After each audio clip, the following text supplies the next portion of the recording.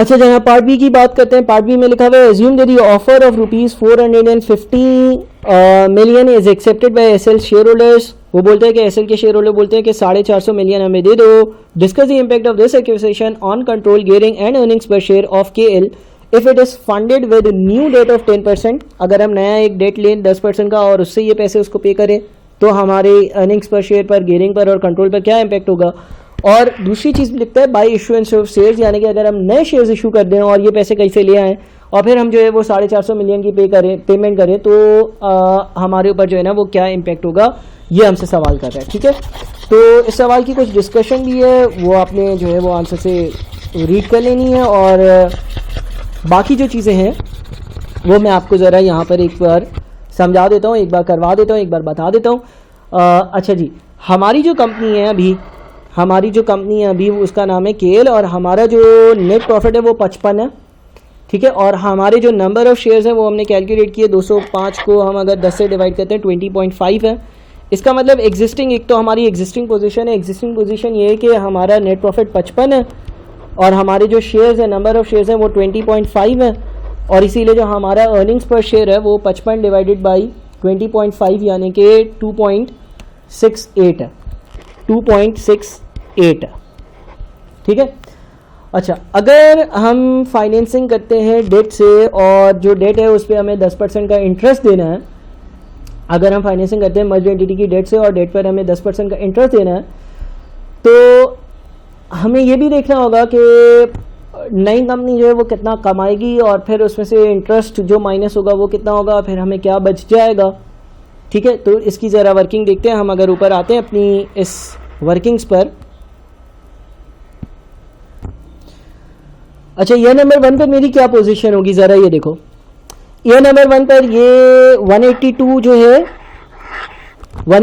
है इसमें से हम माइनस कर देते हैं भाई टैक्स जो कि 49 का है। ये एक तरह से earnings before interest and tax वगैरह है ना, तो 182 पे से हमने 49 का टैक्स माइनस किया, 133 बच गए। 20 ये वाले माइनस किए, 20 ये वाले क्यों माइनस किए, बिकॉज ये भी ईयर नंबर 1 का एक्सपेंस है, तो 113 बच गए।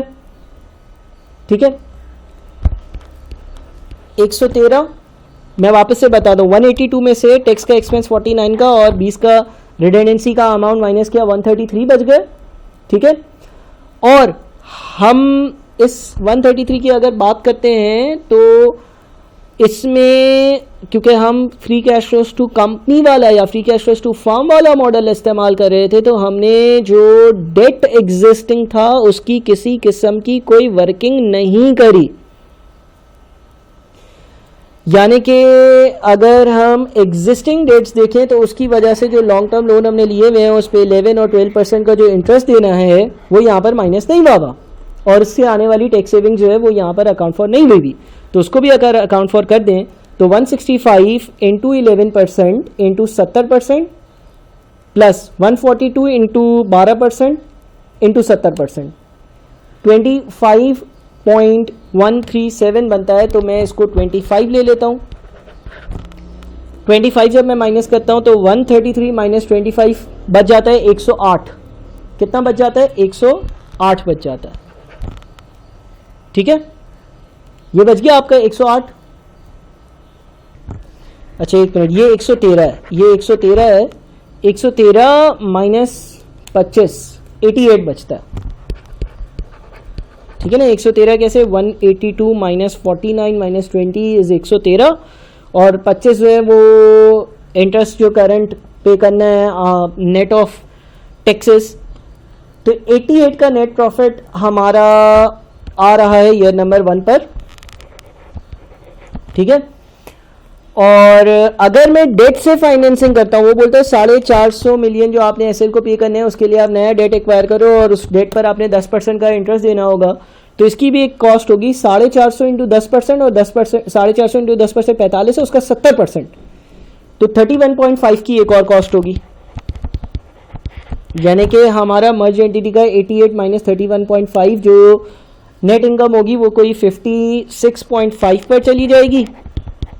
ठीक है, और अगर हम फाइनेंसिंग करते हैं इक्विटी के ज़रिए, अगर हम फाइनेंसिंग करते हैं इक्विटी के ज़रिए तो 88 की ही होगी अर्निंग्स, क्योंकि उसमें फिर डेट वगैरह वाली कोई बात शामिल नहीं होगी। अच्छा, नंबर ऑफ शेयर्स कितने होंगे?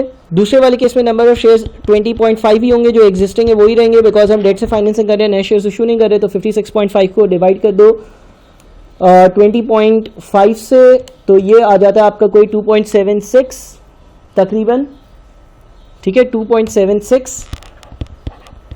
अच्छा, और अगर शेयर्स के इशू कर हम जो है वो फंडिंग करते हैं, फाइनेंसिंग करते हैं, तो कितने शेयर्स इशू करने पड़ेंगे ये हमें वर्कआउट करना पड़ेगा।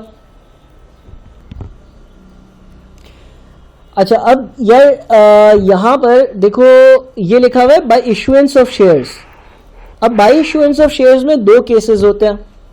केस नंबर 1, आपने जनरल पब्लिक को नए शेयर्स इशू किए, उससे पैसा आया, केल के शेयर होल्डर को पे कर दिए। केस नंबर 2, केल के एसएल के शेयर होल्डर्स को पे कर दिया। केस नंबर 2, एसएल के शेयर होल्डर्स को बोल दिया कि आप हमारी कंपनी के ही नए शेयर्स ले लो और हमारी कंपनी के शेयर होल्डर्स बन जाओ। तो हम ऑप्शन नंबर 2 पर जाते हैं ना। हमें अपने पहले पार्ट की वर्किंग से ये पता था कि मर्ज कंपनी की जो वैल्यू है ना वो 1349 है, ठीक है। सवाल ये कहता है कि ये जो एसएल के शेयर होल्डर्स हैं इनको मैं राजी कर लूंगा कि ये 450 मिलियन रख लें, यानी कि नई कंपनी की जो टोटल वैल्यू 1349 होगी उसमें से 450 मिलियन की वर्थ के शेयर्स इनके पास होंगे, 899 मिलियन के वर्थ के शेयर्स मेरे पास होंगे। नाउ मैं किस अजम्पशन पर जा रहा हूं, मैं वापस से बताता हूं। इशुएंस ऑफ शेयर्स का दो मतलब हो सकते हैं। पहला मतलब ये हो सकता है कि मैं बाजार में शेयर्स को इशू करूं, उससे मेरे पास पैसा आ जाए और वो पैसा मैं एसएल के शेयर होल्डर्स को पे कर दूं। दूसरा जो तरीका हो सकता है वो ये हो सकता है कि एसएल के शेयर होल्डर्स को बोलूं, तुम बोल रहे हो ना 4.5 मिलियन और मुझे उसकी कंसिडरेशन पे करनी है, और कंसिडरेशन कैश में नहीं पे करनी, इन फॉर्म ऑफ शेयर्स पे करनी है, तो मैं तुम्हें नई कंपनी में इतने शेयर्स दे देता हूं कि तुम्हारी वैल्यू 450 मिलियन हो। अब नई कंपनी की टोटल वैल्यू 1349 है। 1349 में से मैंने कह दिया कि यार 450 मिलियन तो एसएल के शेयर होल्डर्स को दे देना, बिकॉज अगर नई कंपनी की वैल्यू 1349 है और एसएल के शेयर होल्डर से बात हुई है कि तुम्हारे पास नई कंपनी में इतने शेयर होंगे कि तुम्हारी वर्थ 450 मिलियन होगी, तो 1349 में से 450 मिलियन की वर्थ के शेयर्स, कितने शेयर्स ये नहीं पता, लेकिन 450 मिलियन की वर्थ के शेयर्स एसएल के शेयर होल्डर्स के पास होंगे। बाकी कितना बन जाता है 899 मिलियन की वर्थ के शेयर्स किसके पास होंगे, केएल के शेयर होल्डर्स के पास होंगे। बात को समझ रहे हो? देखो नई कंपनी में दो तरह के शेयर होल्डर्स होंगे ना, केएल वाले जो आज भी हैं, जो मर्जर के बाद भी होंगे, एसएल वाले जो आज नहीं है मर्जर के बाद होंगे, बिकॉज उनके पिछली कंपनी के शेयर्स कैंसिल और नई कंपनी के शेयर्स उनको इशू किए जा रहे हैं। ये बात मुझे मालूम है कि हाँ दो तरह के शेयर होल्डर्स होंगे। फिर ये बात मुझे मालूम है नई कंपनी की टोटल वैल्यू 1349 होगी। ये बात भी मुझे मालूम है कि एसएल के जो नए शेयर होल्डर्स मेरी कंपनी का हिस्सा बनेंगे उनको मैं उतने शेयर्स दूंगा, कितने, उतने शेयर्स दूंगा कि उनके सारे शेयर्स की वैल्यू 450 हो। तो भाई अगर कंपनी में दो लोग होंगे, केएल वाले, एसएल वाले, एसएल वालों की वर्थ 450 होगी, टोटल वर्थ 1349 होगी, तो केएल वालों की वर्थ जो होगी वो 899 होगी।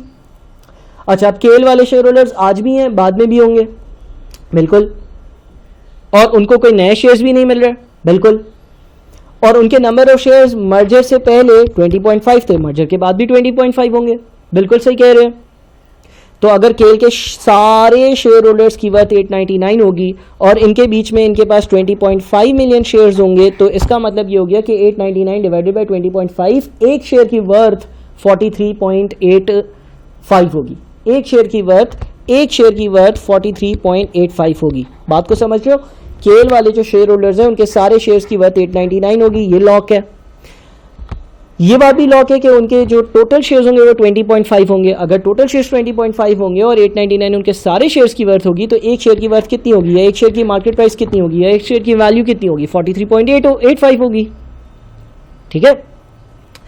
अब एक कंपनी है, उस पूरी कंपनी की वर्थ 1349 है, उसमें कुछ शेयर होल्डर्स ऐसे हैं जिनकी शेयर्स 899 के, उनके पास 20.5 शेयर्स हैं, तो उनके एक शेयर की वैल्यू 43.85 हुई। ये तो लॉजिकल है ना। अगर एक कंपनी है तो उसके सारे शेयर्स की एक ही मार्केट वैल्यू होगी ना, यानी कि सारे शेयर्स की वैल्यू 43.85 ही होगी। तो अगर कुछ और लोग हैं एसएल जिनका नाम है, उनके पास टोटल 450 के शेयर्स हैं और उनका एक शेयर भी 43.85 का है, यानी कि मैंने इनको कितने शेयर्स इशू करने हैं, 450 डिवाइडेड बाई 43.85 विच इज़ तकरीबन 10.26 मिलियन शेयर्स इशू करने हैं। ठीक है, ये बड़ी सीक्वेंस वाली चीज़ है। देखो मैं ज़रा इसको मार्क करता हूँ। सबसे पहले आप देखो कि नई कंपनी की टोटल वर्थ कितनी है, ये 1 होगा। दूसरी चीज़ ये होगी कि ये जो सामने वाली कंपनी के शेयर होल्डर्स हैं उनको कितनी वर्थ दे रहा हूँ, ये स्टेप 2 होगा। फिर ये 899 कैलकुलेट करना, स्टेप 3 होगा। 3 कैसे आएगा, 1 में से 2 को माइनस कर दो। फिर ये स्टेप 4 होगा। स्टेप 4 कहाँ से आएगा, केएल के शेयर होल्डर के शेयर कहीं से ही होंगे, उनकी बैलेंस शीट से आ जाएगा। फिर ये स्टेप 5 होगा। स्टेप 5 कैसे आएगा, 3 को 4 से डिवाइड कर दो। फिर ये स्टेप 6 होगा। भाई अगर कंपनी का एक शेयर 43.85 का है तो सारे शेयर्स की मार्केट वैल्यू सेम होगी। ऐसा थोड़ी होता है कि एक शेयर की मार्केट वैल्यू कम है, दूसरे शेयर की मार्केट वैल्यू ज़्यादा।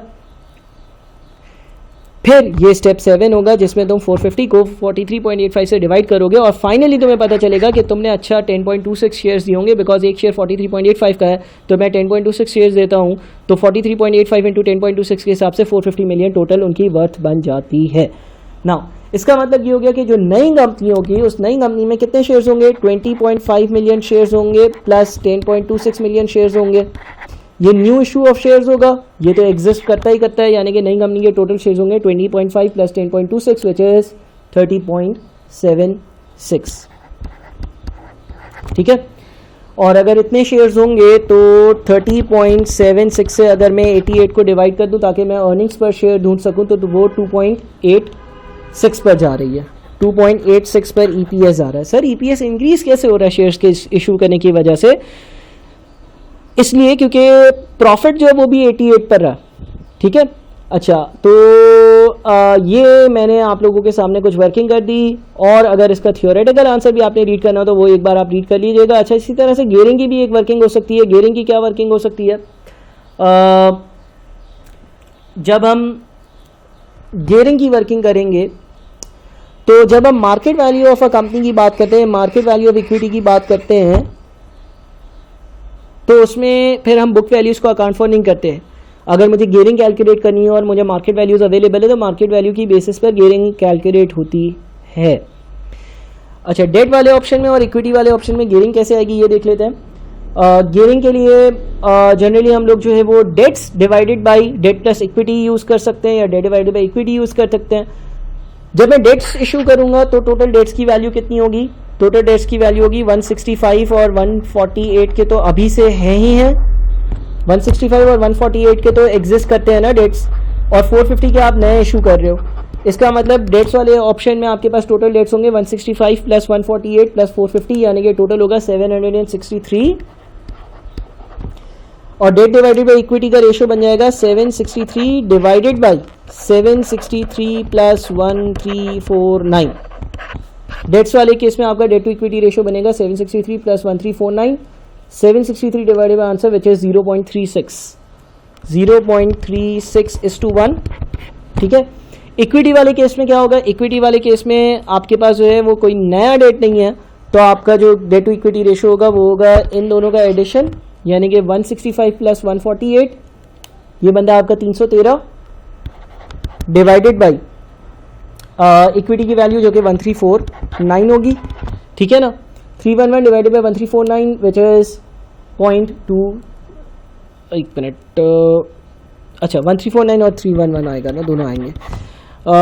311 प्लस 1349 दोनों को ऐड किया और उसके बाद फिर 311 divided by answer which is 0.187, 0.18:1। ठीक है जनाब, अब कुछ थियोरेटिकल बातें हैं वो आप आंसर से रीड कर लीजिएगा, और इसमें कोई कन्फ्यूजन हो तो आप बिल्कुल ज़रूर मुझसे पूछ लीजिएगा। बहुत शुक्रिया।